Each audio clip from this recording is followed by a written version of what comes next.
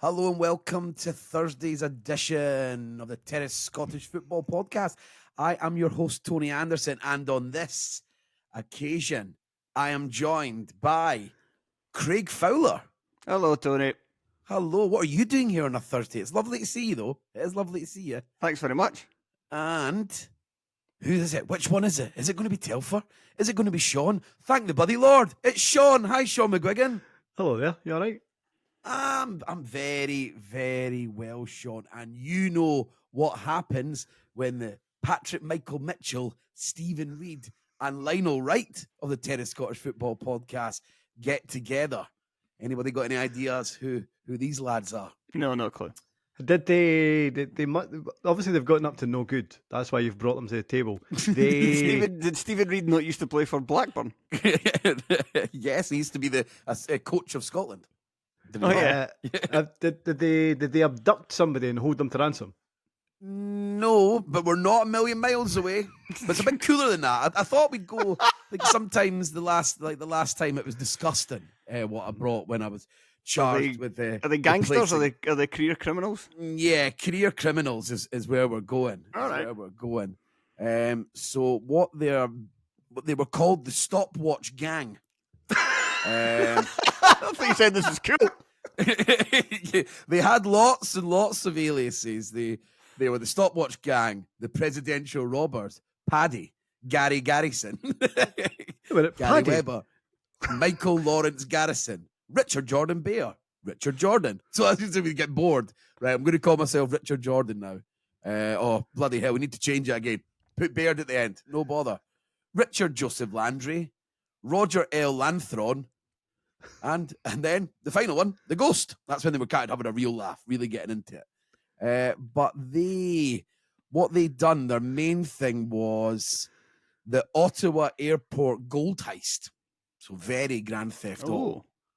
They went on like a sort of year-long crime spree consisting mostly of petty thefts before they met Gary Cootican, an Air Canada baggage handler who sold electronic calculators he stole from work. So he went from that to organising a full-blown gold heist with these laughs. So these Stopwatch Gang guys. How much money was he making for the how much money was he making for the calculators?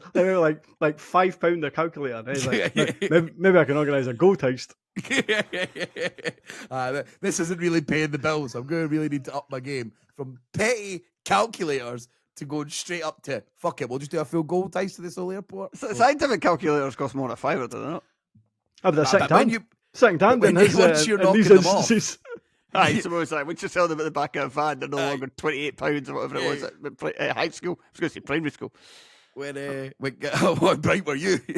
No, definitely not. It's not like when people come in with pork that they found for the back of the van into the pub, I don't go, what's the going rate for that, and just pay them that.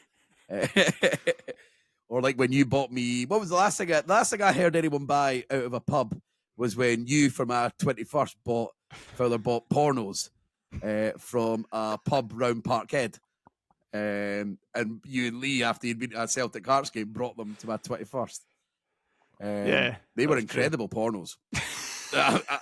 Not in a. They were just really, really, really, really, really explicit. Oh. Like things I've never seen before. We didn't get a review before we bought them. We just said, "Can I have some of them, please?"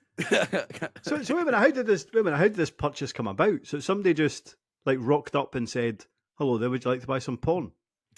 Shaughan, I'd be lying if I said I could remember exactly how this happened. Like Tony said, it happened in a pub, and that tells you everything you need to know.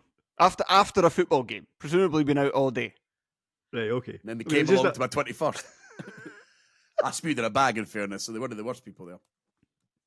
That was because we made you drink a dirty pint, to be fair. Yeah, but that's what happens. And in the middle of the dance floor, we got you a couple of bin bags, one inside the other one, and then you were to hold that as you were drinking the dirty pint. So you were like drinking the pint and then vomiting into the bag, and then drinking more of the pint and keep going. Granny, you enjoying this? I just never stand at the side, just like shaking my head. It's families here. yeah. But what can you do? I'd been anointed. It was my 21st, so I had to do it. But yeah, the pornos. Something that was on one of them involved a toothbrush, And there was another one that involved certain liquids on Haribo's. And so, yeah. But anyway. Talking about 21sts and kind of porn, slightly different. But I might have mentioned this before. Basically, where my the hall that my mum booked for my 21st, it was in. It's no longer there, I'm assuming. No, it's still there. At Temple Hall. But when I got there, perhaps it was something to do with the fact that it was my 21st. I hope it was just a coincidence, but basically when we got there, somebody had spray painted maybe a 25-foot long spunking cock on the wall on the outside. I was like, oh, literally like my mum, my gran, like various family members are coming here, and there's just a 25-foot long cock on the wall. Great. Was it someone because someone didn't like you? What, a friend having a laugh? I just think Temple Hall is full of graffiti. Oh, was it? Yeah, I was about to say, was it directed at you, or did you? I don't know. Was that a hate crime? I don't know. I never asked. I'd like to think it was nothing to do with me, but who knows? Maybe. People do like just drawing cocks with spunk coming out them. It is a very common thing to do. So yeah, maybe it wasn't aimed at you. Or maybe it was a girl who was really impressed with you, Shaughan. Wanted the whole party, you know. Happy birthday. I'm trying. One of your pals are trying to big you up. He'd love this. There you go. So, I mean, Fowler, what have you been up to? I've not spoke to you in a while. Well, how the heck are you? I'm fine. We're going to talk about football anyway. Oh, not yet. This is the Thursday one. I've been brought on to do this. I have to do it properly. People have expectations of the pods. Shaughan, how the heck? Fine then. So, Fowler, have you got? I don't think to be fair, I don't think we've been doing anything interesting as of late. So yeah, you may as well go to Shaughan. Shaughan, how the heck are you? You got any old women at work doing wild things? No, I'm just very well. How are you? Yeah, I've been doing pretty well. I've been off the sauce, Shaughan. I didn't have a drink for. That's unusual. Yeah, it is unusual for over 3 weeks. But I went for a pint last night after the show with Rob, and I had 4.5 pints. Right, it really sounds like you're off the sauce. You had 4.5 pints on a Wednesday. Yeah. Is this why you're so worried about the kind of weather warning above Edinburgh on Saturday? You might not get out for the Hibs Hearts game, the Hearts Hibs game. I've been building up to it because I'll be like, right, I've not been bothered. There's been nothing on. Nobody's been doing anything. You thought so? I'm not going to push people to do anything. I'll just stay in. I done a wee walk for my charity thing. Oh yes. How did that go? Raise a bit of money. Yeah, raise some money. Hurt the back of my left knee though. It was pretty sore towards the end. But on the whole, not too bad. See when it comes to giving money, because I gave money when you asked. I clicked on the link. I gave a bit of money. I put my name as well. Is that the done thing? Should you not give your name? I don't know. I gave my name because I wanted you to know that I'd given you money. Mm-hmm. No, I saw it and I was thankful. That's good. That's fine. Loads of people do it. Some people do anonymous. Why? I think a few people from Twitter maybe done anonymous. All right. Okay. Could you give them a shout out now? But fair play to you. Well done. But then I went for dinner. I saw your dad, Fowler, in Prana, the Christopher's premier Indian restaurant, which I'm not being sponsored by. And he was taking your granny out for his mother out. It's a wonderful restaurant, really highly recommended. But yeah, Shaughan, I'm panicking. I'm panicking about Saturday. I don't want it all ripped away from me. I've been in training basically for it. And I was super excited. But I suppose if the game doesn't go ahead, I'm not going to stay in. I'll go to the pub the entire day, still from 11 in the morning. But talking of parties, Gayfield held one heck of a party on Saturday afternoon because we're going to start our patented 3-game run. Shaughan's allowed me to use it for this week, so thank the Lord. And Duncan Ferguson has arrived back in Scottish football, the helm of Inverness Caledonian Thistle. He arrived with an 8% win ratio as a manager at various other clubs, but he's got off to a rip-roaring start, and my God, what a pop it was when he was going over and high-fiving those fans at the end. How good would that have felt? So normally when I do a pause after say something. I thought Philip might have said, He said Shaughan, though. Oh, did he? Oh, I never. Sorry, I totally missed that. I listen. If I was in that Inverness end, I would have been having the time of my life. I am not sure about Duncan Ferguson. I'll be totally honest. No, I'm not. Yeah, there's actually, Shaughan, there's something for this game that I want to get to that I thought was quite an odd tactical choice. I think so as well. I think we'll absolutely get to that. Listen. I'll be. I'm probably biased because I've never really been a huge fan of Duncan Ferguson. Like, you know, right. Whoa. Well, no. Shaughan's part of the burglars union. Does he like burglars getting totally. beaten up? Do you know how there is he grasses people in when they stole a sandwich for Tesco? Shaughan. listen, battering burglars. He spears them as they try and get out the door. Battering burglars is all well and good. I suppose maybe it's just because I'm a wee bit older. Like, I remember like Duncan Ferguson's career in real time, and like there's obviously this thing now where you look back in his career and say, "Oh, what a character he is!" Like, what a laugh. But like, see, at the time it was like, "Oh, I see he's been arrested again for battering somebody." Oh, I see he's been arrested for. I see he's been arrested for battering a guy with crutches on a bus stop. Again, he got arrested quite a bit, and I was like, well, I don't know if this is a good laugh or if he's just like a bit of a bell end. And it says a lot about me. It says a lot about me at the fact that like it's probably not the batterings that he dished out and the arrests that he got that offended me the most. But you see the whole like I'm not going to play for Scotland again, like that really bothered me. So I was never a huge fan of Duncan Ferguson when I was kind of growing up and he was going through his career. So I didn't really buy into the whole thing. I mean, I get it. Like it shines a light on the championship, but only for a couple of weeks, and then ultimately it comes down to how good a manager is Duncan Ferguson. And ultimately, I wasn't convinced by him at Forest Green. Surely nobody was convinced by him at Forest Green. Well, he found out chips were vegan, and that seemed to excite him. I mean, again, that was interesting. It was slightly awkward, but he didn't demonstrate anything from a managerial perspective that led me to believe that he's going to be a success in management. And yes, he's like there was cheerleader aspects on Saturday. I got the impression that he got buy-in for the players. He certainly got buy-in from the fans at full time. There was elements in between that I am still not entirely sure about, I suppose. But Fowler, it would be fair to say that Duncan Ferguson now is certainly a mellowed guy. Well, yeah, he's not battering anybody anymore, if that's what you're asking. He is somebody that is kind of full of contradictions, Duncan Ferguson. Like, if you think about the fact that throughout his playing career, he never seemed like somebody that was fully in love with playing football. Then after his career, he kind of shunned the limelight. Alan Patel's excellent book, In Search of Duncan Ferguson, goes into depth about all of this. But at the same time, then he was kind of coming out and doing coaching, and it seemed to still have a kind of passion for the game. And even as a kind of manager, he's kind of I think a lot of people expect him to be very much a kind of rah type of guy, and I think there is a certain extent to that, and certainly a personality that can galvanise a dressing room. But he is somebody himself who says that he's a studier of tactics. That's what he wants to kind of impart on his teams. He was kind of noted on Saturday for being a bit more restrained on the sideline than you would maybe imagine him to be for his kind of debut match. He was just kind of more kind of issuing instructions in a kind of typical manner rather than pacing up and down and screaming non-stop.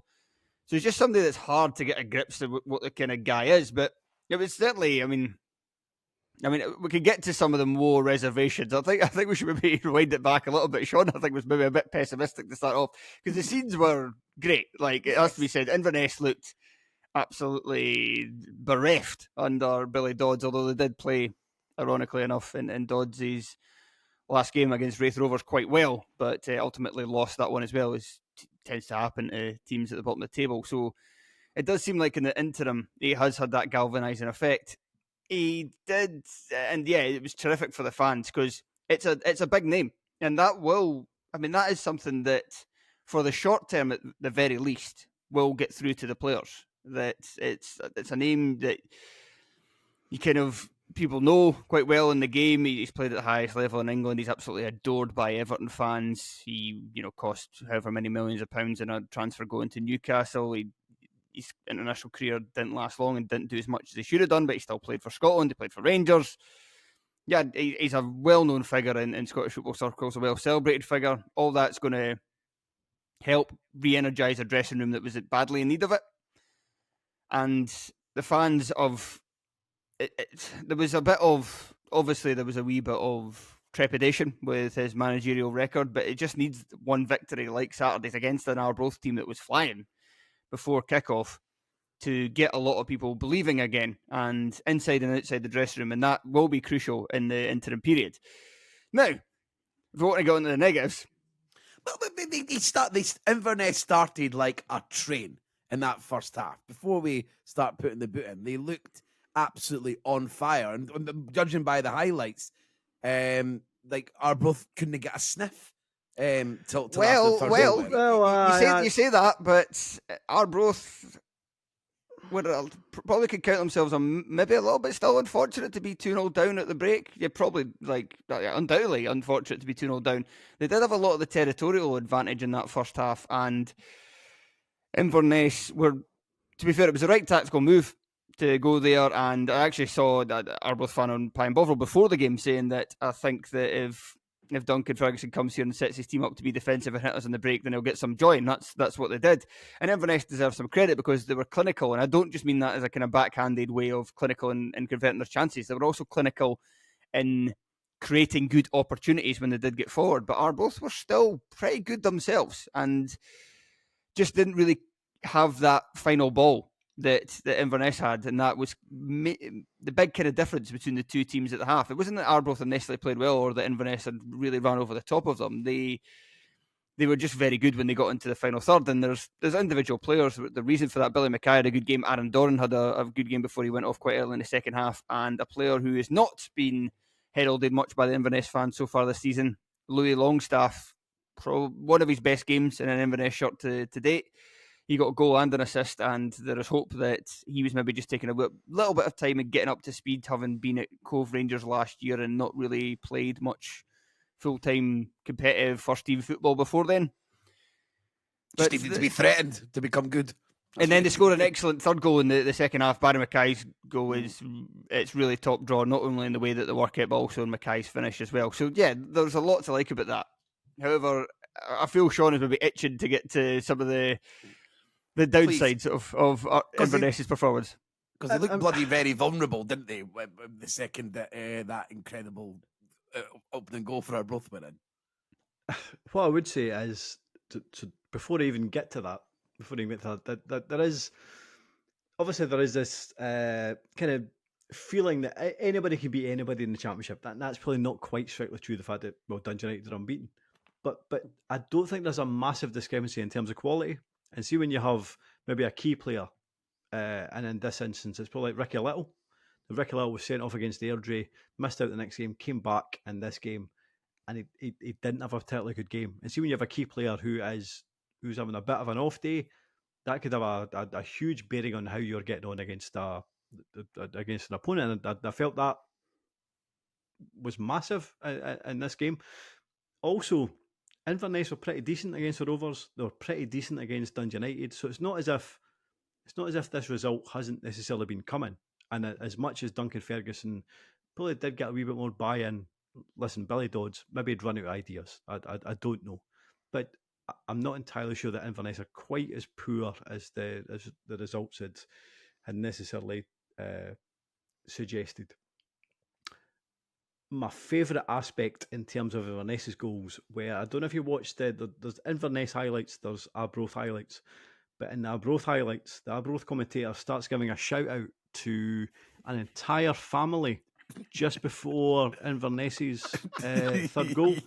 So he going through the ball individually. So he literally goes, he goes, young Kai Howell, young Ruby, Stacey, Paul Howell, I really hope you're enjoying the game.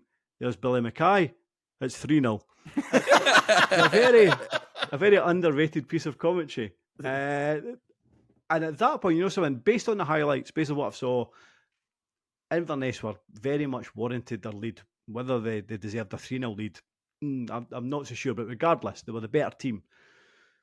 What if I wanted to be a kind of negative ninny about the game in general, from an Inverness perspective, the fact that after about 65 minutes, he took off Billy Mackay and brought in Zach Delaney, who's a centre-half. After 75 minutes, he brought in Jake Davis. Now, Longstaff picked up an injury, fine. So that was a substitution that was forced on him. But again, he brought on a defensive player.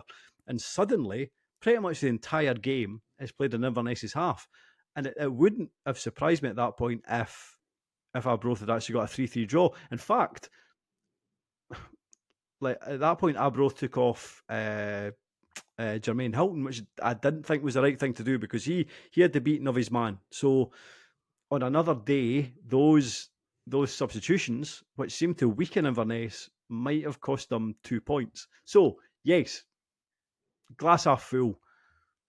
Duncan Ferguson turns up. Inverness win the game. He's up at the fans. I would have loved that to be to make it a away trip to Arbroath and Duncan Ferguson's in the away end. I've been going daft. It would have been class. But I still think there's a wee bit of concern about him and his decision-making skills, I suppose. There was one factor as well that I heard that kind of made me raise my eyebrows, and it's the kind of thing that sounds daft, and Inverness fans listening to this will just think I'm being negative for no reason, but I heard that he's cancelled the players' days off on a Wednesday. Now, it sounds like nothing, and it sounds like, well, the bottom of the league, they should get their days cancelled. They should get all days off cancelled until you start winning again. But it's one of those ones that when you ask a player, like say like a club, things have gone poorly at a club, and you kind of talk to a player about why things go wrong, and like the players didn't like X, Y, and Z. Typically, some things like that are something that players will bring up. That it causes a bit of resentment. Now, it doesn't when you're winning because you can't complain when you're winning football games. The methods work. And Inverness have won their first game under Duncan Ferguson. And do you know what? That squad is good enough to go on a winning run under Duncan Ferguson and to really lift themselves out of bother. I don't think they're, even with my limited knowledge of Championship, I don't think they're a team that's good enough to really trouble promotion. But it's good enough that if he can get them working, that they can easily be safe in mid-table. But that was just something else I kind of thought that's another thing that for the interim is very kind of, it's a statement. It's right. Bit performative, really? Yeah, maybe, but he's wanting the players, he said he wants the players to buy in 100%. He's buying in 100%. The players need to buy in 100% as well. So one of the things is that your Wednesday days off cancelled. But you need a day off. If things start to turn, that's the kind of thing that just makes players resent managers, I think. And but it might just be, I don't know, it might just be for the short term. I only heard that it was something he's introduced. So it might maybe just be 2 or 3 weeks. It might just be while they're in across. this mess, and then he'll give it back to them once they. Yeah, and maybe that's something they could dangle for them. Like if you win, you can get the Wednesday off or whatever. But that was just something that children gave me a little bit cause for pause. Yeah, because I can understand something because you've not got a pre-season to get your ideas across that you maybe want to maximise. Yeah, that's true for the first month to sort of implement your new ideas, whatever they are. I'm just thinking like how pissed off Dick Campbell must have been to not be the sort of main man at the road show. I mean, he always is. He's always he's the character, and he's suddenly been out-charactered at the weekend and defeated at the same time. And I was disappointed when I watched the highlights. There was nothing. I didn't get to see either of Dick Campbell or Duncan Ferguson during the highlights, which is he might respond in the next game, Tony, by I don't know, going up and scanting the linesman or something. yeah. He just like try to figure out how Christ am I going to back in the paper? What am I going to do? I'm not going to be on the VTs of you for the terrace. Scants. And in terms of Dick Campbell, I thought it was interesting in terms of arguably their finest ever performance under Dick Campbell had come the week previous. So 3-0 at Partick Thistle, and that came without Ricky Little at centre-half. It was Steele at centre-half and Stowe at right-back, and Dunvar Turin was up front. And it's all very well been wise after the event. I'm not trying to say he shouldn't have done it, because I think his changes made sense in terms of bringing Ricky Little back. Jay Bird started up front. I think there's very much a belief that Jay Bird is a a better all-round striker, and certainly a better finisher than Dunval Turan, who had barely scored a goal in his entire career before he came to Arbroath. So that's fair enough. But maybe the way it turned out, like Ricky Little didn't have a good game. They didn't impose themselves enough on Inverness during the 90 minutes at all. So maybe he shouldn't have made those changes, just in terms of when you mentioned Dick Campbell. But it's been a kind of odd season for Arbroath. They've had some exceptional results, exceptional performances. They've had some really poor results and performances. I think they've started the season better than I expected them, and expect them to be. I probably do expect them to be clear of the kind of 9th and 10th positions. Inverness, something I'm not sure. Like Ian Murray spoke about them after that Wraith game, where I thought they were very good, and he said I expect them to be clear of relegation. I think they have probably a spine of a squad that you would expect to stay clear. The rest, the spine of a starting 11. I don't think they have much of a squad, and whether Duncan Ferguson can bring additional bodies in, whether he can get more out of the team that Billy Dodds couldn't.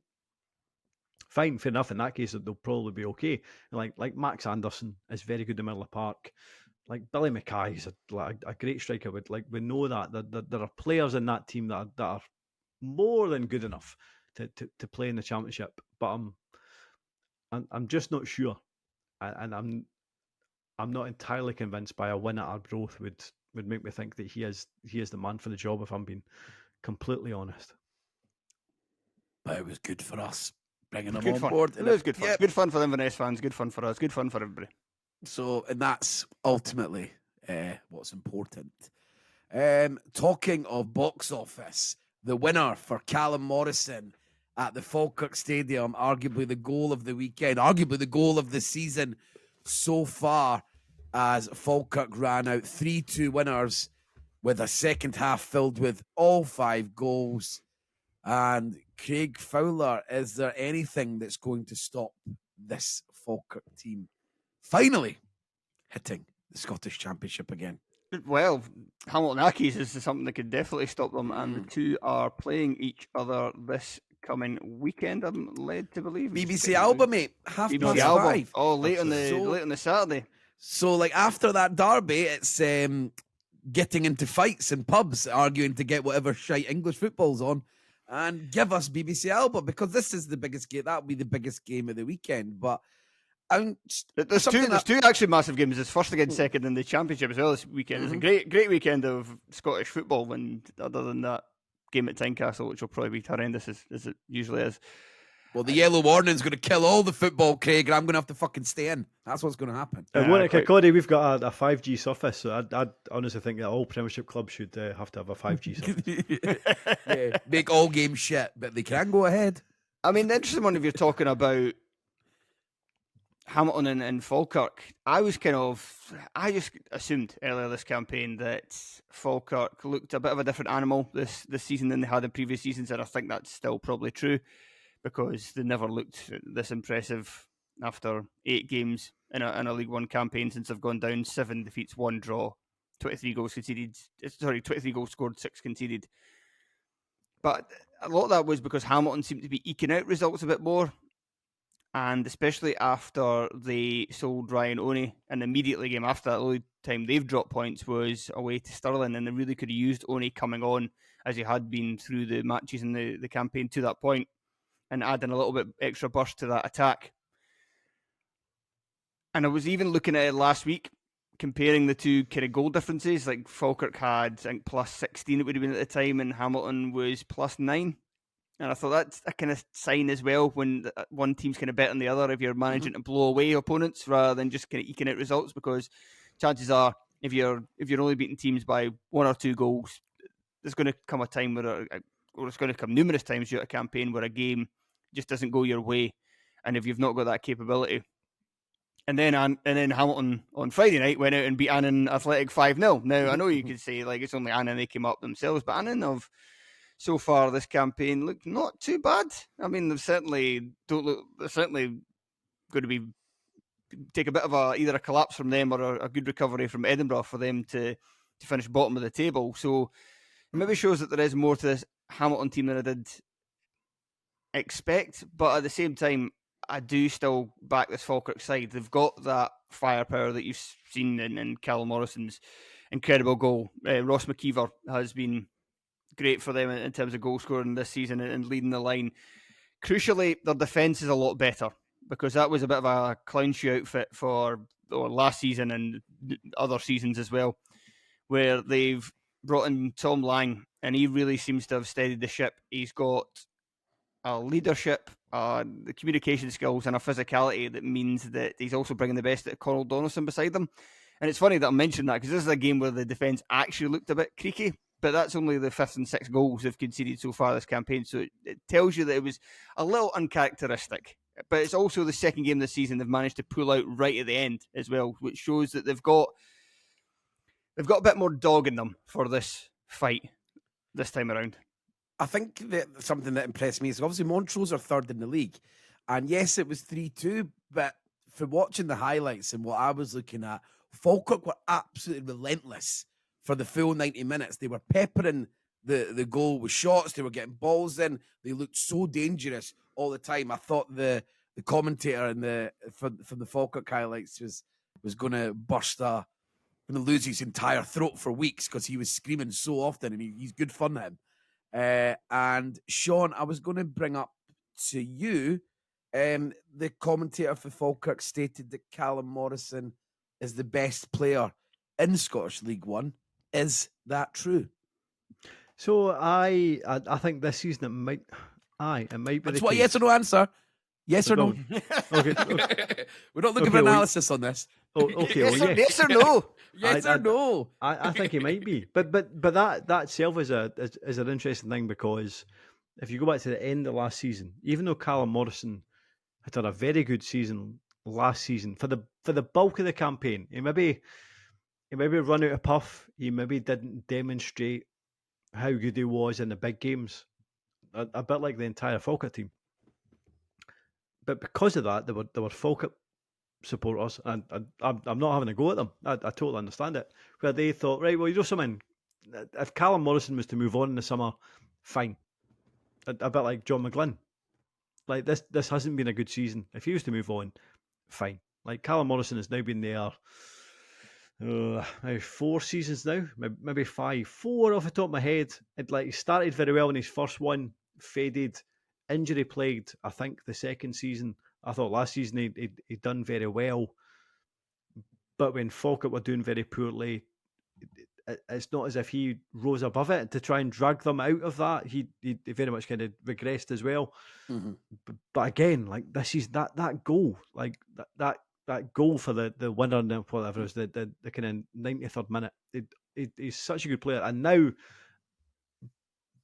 when you look at the kind of respective teams that are in League One, then yes, perhaps Callum Morrison might be the best team in the 3rd tier. And from a Falkirk perspective,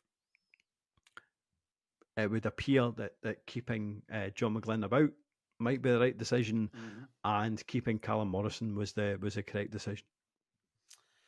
Is there anything, as I said, I stated that Montrose, I think they took a bit of a battering in this game, but they managed to hang in there, which I think, as I was trying to suggest, shows the gulf between the top 2 and the rest. But I mean, what is there anything that Montrose can take from this game positively? Well, that's maybe another example of highlights being a bit misleading, especially if you watch the Falkirk highlights, because Montrose in the first half were, it's maybe a bit of a stretch to say the better side, but they were certainly well in the game. It was a fairly even affair. I think that's bad for the highlights, because if I sit and watch 10 minutes of highlights, I think I should be getting an idea of what's happening in that football match. There's going to be bias in club highlights, Tony. You're always going to want to show off your kind of near chances or opportunities that didn't quite become chances, rather than showing the oppositions. That's just that's not even like a conscious thing. That's just going to happen. But Montrose in that first half were getting a bit of joy down Falkirk's right hand side. Craig Brown and Brad Lyons, who ended up scoring the opening goal not long after half-time, both were playing well, so they gave young Finn Yates, who tried to stand up to the task as well as he could, but it was a bit of a lesson for him. He's only 19 years old. He did as well as you could be asked of him, going up against two players who were pretty good on the day. So there's still plenty to be positive about from Montrose. They were also missing Miller Thompson, who's been excellent for them this campaign and really would have given them another dimension to that attack, and it might have helped relieve some of the pressure late on when Falkirk were pushing for that equaliser. It's funny just reading the Pine Bovril comments. Like, I love how much fans get irate at time wasting, because apparently Montrose's time wasting, or gamesmanship as you would maybe like to call it, was coming in quite early, and as usual Falkirk fans kind of attributed that to how much time was added on for Morrison to score. I don't know how true that would actually be, but it makes for on the 92nd. Exactly, aye. It's like I don't know, at least three. Especially these days when games go on for forever. So yeah, but it's a funny little wrinkle. I'd like to believe it's true. Is there anything else anyone would like to add on this football match, Shaughan, before I get him off to Pilton? I tell you what I would say. I think there's a lot to be kind of positive about from a Montrose perspective. So obviously Ronan McAllister has left, and I think when Kane Hester was brought in, the understanding, or the hope, I suppose, was that McAllister and Hester would strike up a partnership that would keep them or sweep them to the playoff positions. That hasn't happened, or it didn't happen. However, and I think what you saw on Saturday, and maybe the kind of week or two before that, is that they have a squad that, even though McAllister is now gone, that maybe it just suits them a wee bit better. So with Blair Lyons at one side, with Graham Webster at the other, with Kane Hester kind of leading the line, it feels like now they have a pretty potent kind of strike force. Michael Gardine has kind of went from being playing out wide to playing in the centre. Again, that might suit him a wee bit better at his kind of advanced years. And I wasn't sure that Montrose are going to be any good this season based on the first, 3 or 4 weeks. However, based on what I've seen recently, and yes, I get it, they kind of defended reasonably well. There was a lot of the fans were saying that they didn't deserve to get beat on Saturday. I thought they did. I mean, I thought Falkirk were far the better team in terms of creating clear-cut chances. They were the better team. But regardless, the goalie was the Montrose goalkeeper. Cammy Gill. Cammy Gill didn't have a good. Cammy Gill didn't have a good game. Inspired in the game. Well, until he spilled the shot for the second goal. He had some good saves apart from the ones that he should have saved. So you're right. But yes, I mean he was far the busier goalie. But regardless of the fact that they lost to a kind of last gasp defeat, like I would have been furious at that. Like really, I would have been so annoyed at losing it to such a good goal, like such an incredible finish. It's one of those that any other time you're like, he has no right to shoot for there, and you'd be fucking screaming blue murder at that stage of the game. Honestly, if it goes over the bar, as good a goal as you'll see in SPFL this season, I really do believe that. But there are positives to take from Montrose. I think they look a far better side since McAllister left, and I would now expect them. And I wasn't entirely sure if I did expect them to challenge for the playoffs, but I would say that now. I thought they applied themselves well. Falkirk, they are doing very well to kind of grind out results, and I think that the Falkirk Hamilton game on Saturday will be an absolute humdinger. Right, let's jump on the train at Grangemouth, get in at Waverley, nip down to round with the St James's set, maybe nip on the 14, and let's get into good old Pilton, the venue, the postcode of my first kiss. And we head to Spartan to Ainsley Park, and we see a 2-2 draw between two of the newest additions to the SPFL, and they are both looking in really fine fell, pushing for the playoffs. But Shaughan, am I getting ahead of myself about Spartans? No, I just want to know about your first kiss. So it was Pilton Park, that's just behind Ainsley Park. That's where I lived there from around about 9 years old.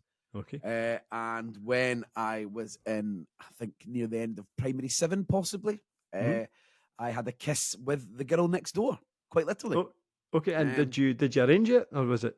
How did it happen? There'd been fireworks, and there'd been some chemistry in the lead up, and her big sister kind of told me that she'd said we'd like to kiss, so I did. I like the fact that you're getting embarrassed about it now, and that's about 20 years later or whatever. Yeah, I've done much more disgraceful things around the Pilton area a few years later, so don't worry about that. But yeah, it was a terrible kiss. I think we knocked teeth at one point. But, that's a terrible kiss. Yeah, it's inevitable. I'm trying to get to grips with it, Shaughan. I'm not I've not had a shot before. Give me a bloody break. And Spartans had never had a shot before playing in the SPFL. So at Ainsley Park, but being led by the manager, and I have forgotten his name, Big Dougs? Dougie Samuel. Dougie Samuel. I mean, this has been a surprising start, how well Spartans have gone. I think a lot of people had doubts about what they'd be able to add to the SPFL. I think certain people maybe in our little fraternity at the Terrace Podcast thought so as well. But they're adding colour with the young team in the stands, and they're getting the results on the pitch. And granted, that wasn't the sexiest goals you'll ever see in this game, but they managed to come back for 2-0 down. And them and Bonnyrigg Rose right now are looking like they're on for very successful seasons. I mean, I don't know if I agree, to be honest. That's what you're here for, Shaughan. I'm setting it up. I don't know if I agree. Setting it up. You can see what you like. I thought both teams demonstrated positives and negatives about their starting 11s, about their squads. But the only thing I've really got to say in this, I don't know if you're going to go into it. Bonnyrigg's new look Strike Force. Strike Force. One of them came off the bench, but yeah, because I thought that was very interesting. The loss to Steny last week, and it's been a recurrent theme whenever you and Telfer have talked about Bonnyrigg, which is that their forwards aren't good enough unless Kieran McGacky's playing, and he's got knee problems. That means that he's always going to struggle to play like every game all through the season. So it sometimes leaves him short. Alou Faye, Telford described as one of the worst players he's seen at this level, I think, pretty much. It was something along those lines. That seems a wee bit harsh in my opinion, but I appreciate where he's coming from. And Xander Murray has not really... Well, he's not scored since he's moved to Bonnyrigg, so I think that maybe tells you a lot as well. So for this game, I don't know, I tried to have a look, but couldn't find if either were injured at all. But neither of them were in the squad. So both started against Dennismuir. Neither of them in the squad for this one. Instead, Liam Buchanan came in for his debut after joining from Berwick Rangers on loan. He had already scored 8 goals for Berwick Rangers in the Lowland League this season after winning I think they actually called it the Lowland League Golden Boot on the Bonnyrigg website. I don't know if that's an actual award that you get, but he was top goal scorer in the league basically last year. The Golden Boot. He's going back up a level at 38. So he started this season already there, and he's jumped ship in October. Yeah, he was at Berwick Rangers in the Lowland League, and now he's gone to Berwick Rangers have got massive financial issues, and they're basically telling players that they need to leave. Oh yeah, I heard you spoke about this, didn't you, on the pod the other week? Yeah, he's on loan until I actually just said he's on loan, and then they said that they're hopeful of making the deal permanent in January, which I think would be welcomed by Berwick because of their aforementioned financial problems. They also brought in Taylor Sutherland, who is signed on loan from Dunfermline. Yep. And he's been banging in the goals for either their reserves or their youth team or whatever, even in midweek. I think there was a reserve game where he played and maybe even scored, I think he scored 4 goals. So, but he's only 17 years old. So, how much of an impact he can make in League Two with the kind of physicality for playing that kind of level every week remains to be seen. But I just thought it was very interesting that it's clear that Robbie Horn is maybe. It's clear that he's maybe, that doesn't really make sense. He's maybe just had he's come at the end of the tether with the striking options that he has that aren't Kieran McGackie, and he's trying something very different, because if they manage to bring in somebody else alongside McGackie can stay fit for the majority of the season. They can bring in somebody to be a foil to him, because they always play with two up top, and B, to fill in when McGackie's not there. Then this is a promotion push that could be sustainable. There's some big words, Shaughan McGuigan. You might be right. It might be right. Well, great. But it was interesting.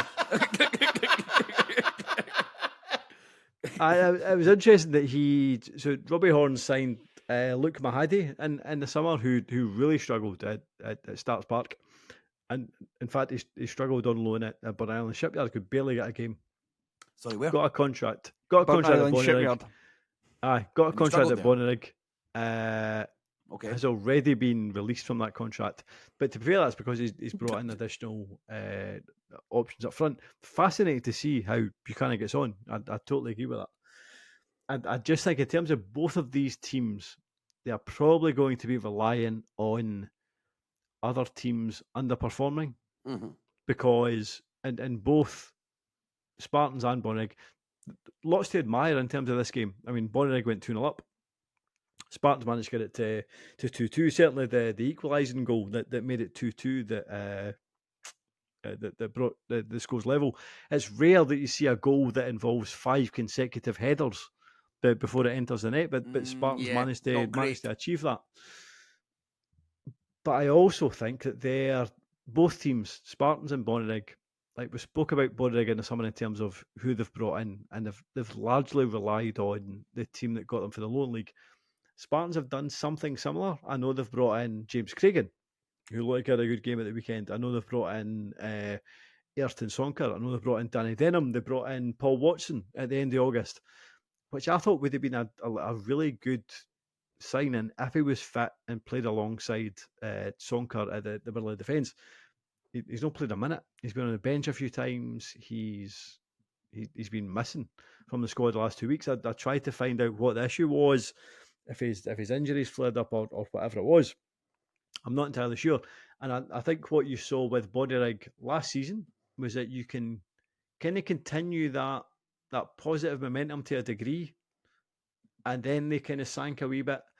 I do wonder if Spartans might have done that to start with this season and maybe are regressing a bit. I know they've more draw games than lose games. Mm-hmm. I think looking at both teams, they look far better than Elgin.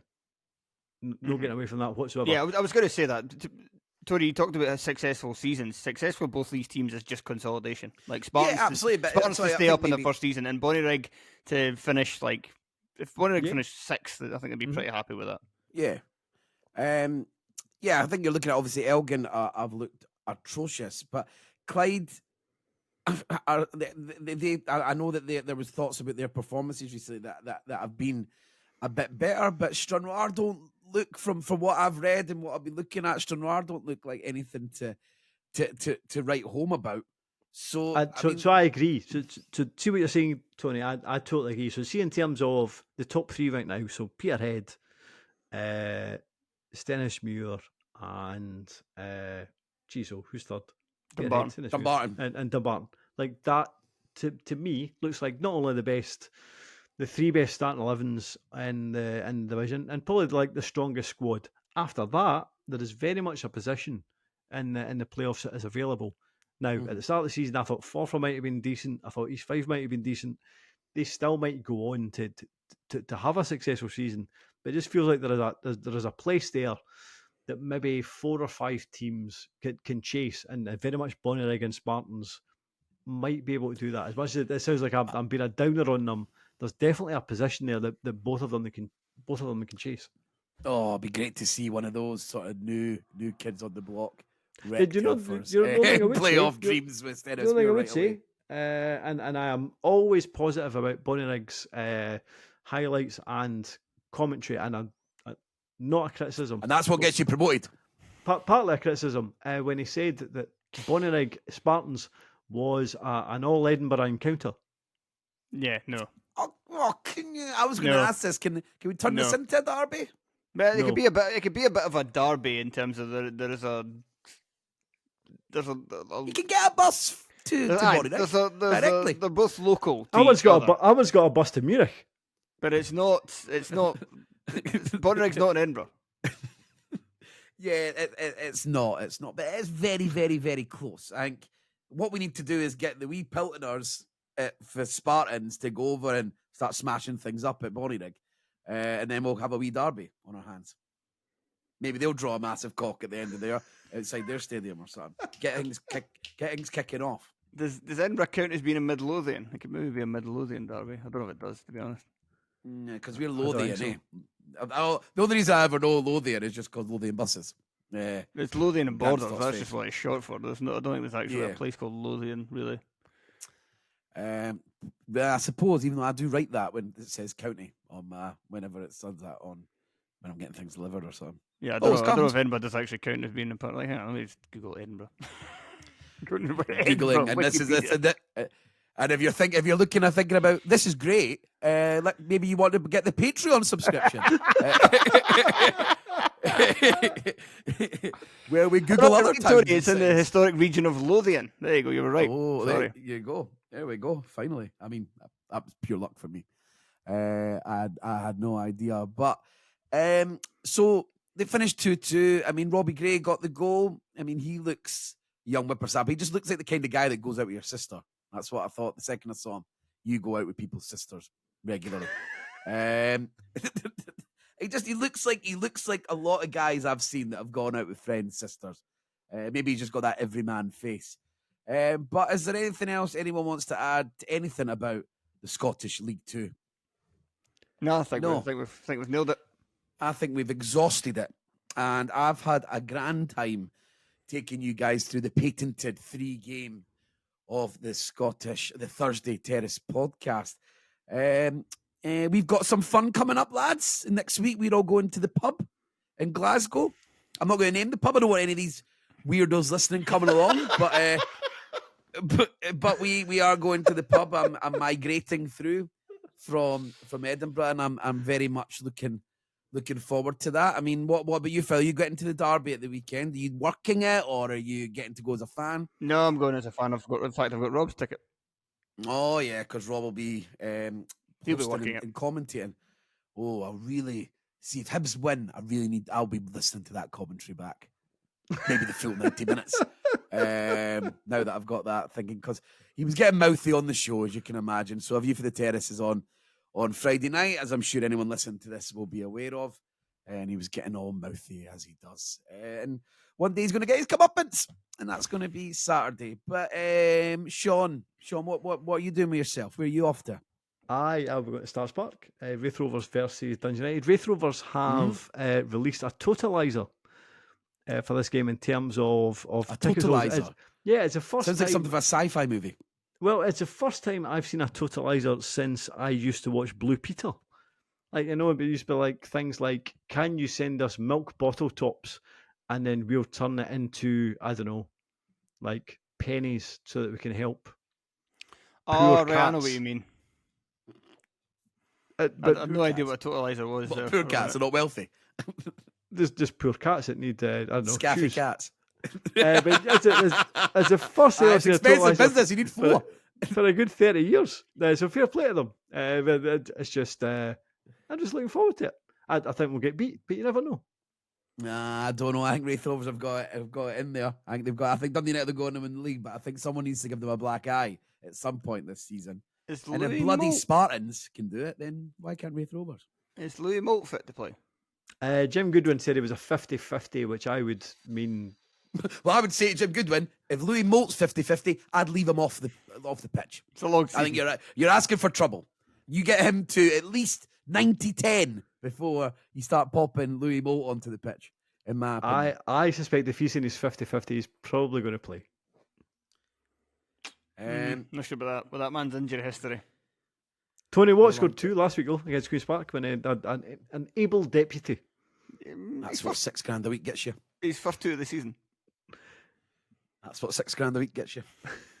Yeah, but now he's got his. Honestly, he's a man that is very much like a kind of confidence player. So you never know.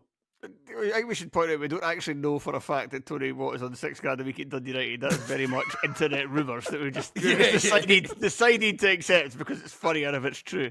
I think I heard it was 5 as well. I heard it was 5. I just knocked $1,000 on it. See if it's totally made up. It's just like whenever you hear about it, anything to do with transfers or wages, you just always add $1,000 on top of it. Cause it's about having a laugh. Who cares about the by the same token, if we're going to go down that route, there's a rumour that Duncan Ferguson is the highest paid Inverness Caledonian Thistle employee of all time. I think I can believe that. Surely. Let's hope it doesn't work out.